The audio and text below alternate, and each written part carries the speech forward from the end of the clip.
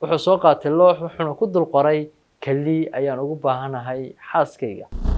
kusoo dhawow barnaamijka baraarug, waxaan ahay Cabdishakuur Maxamed Xarbi. weligaa ma istiri hadafyadaadu waa qaar aad u adag oo aan la gaari karin? weligaa ma istiri waad weynaatay xilligaad gaari lahayd hadafyadan oo iminka ma gaari kartid? weligaa ma dhaqaaqday oo hadafyadaada ma istiri qabo haddana ma quusatay oo ma rajo dhigtay ka hor intaanad gaarin hadafyadii aad doonaysay? haddaba si aad u hesho dhammaan jawaabaha su'aalahaas oo dhan, waxaad u baahan tahay inaad ogaato sheekada Larry's Winning oo aan iminka kuu sheegi doono. si wacan ila dhegeyso, waxaad helaysaa mid kasta jawaabteeda oo aad u qurxoon. Larry waa 77 jir, wuxuuna ahaa nin aad u naxariis badan, wuxuuna aad u jeclaa xaaskiisa oo ay markaas isqabeen 57 sano. marka waxay heer jacaylkoodu gaadhay aan la qiyaasi karin. weliba Larry lama qiyaasi karin yacni noloshiisa sidii noqon lahayd iyada la'aanteed.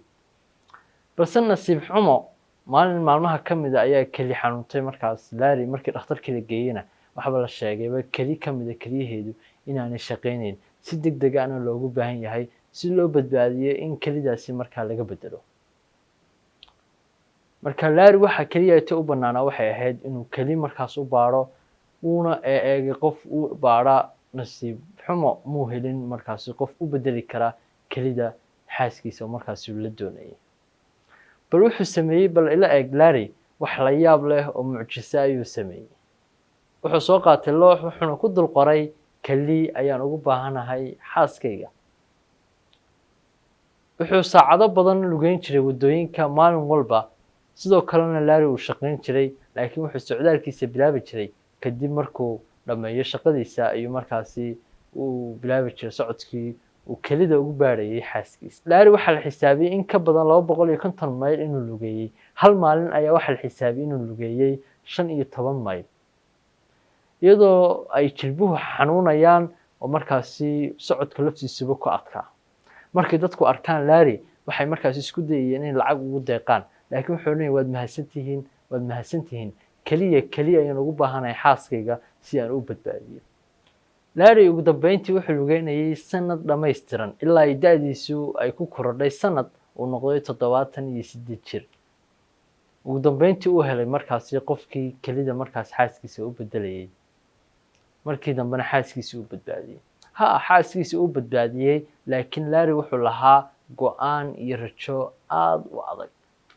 go'aan adag ayuu qaatay, rajadiisiina markaas uu ka dhabeeyey. waxaad ogaataa sidoo kale Larry inuu lahaa baahiyo iyo cudurdaaro badan haddii uu samaysan lahaa.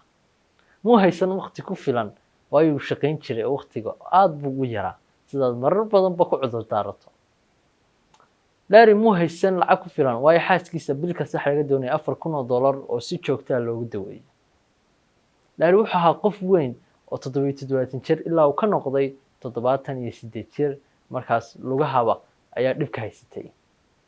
Larry wuxuu raadinayay waxay adag tahay in la helo adigoo bixiyay malaayiin dollar mooyaane.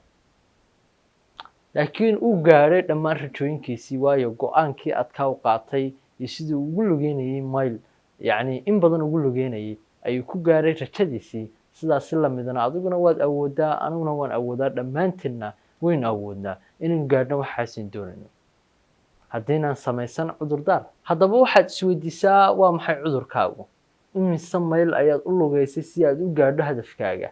hadafkaagu ma yahay mid ay adag tahay in la helo? dhammaan su'aalahaas isweydii, jawaabahoodan la iskugu nimaadno. intaan ku kulmi doono barnaamij labida, waxaan idinku dhaafayaa asalaamu calaykum waraxmatullaahi tacaala wabarakaatuh.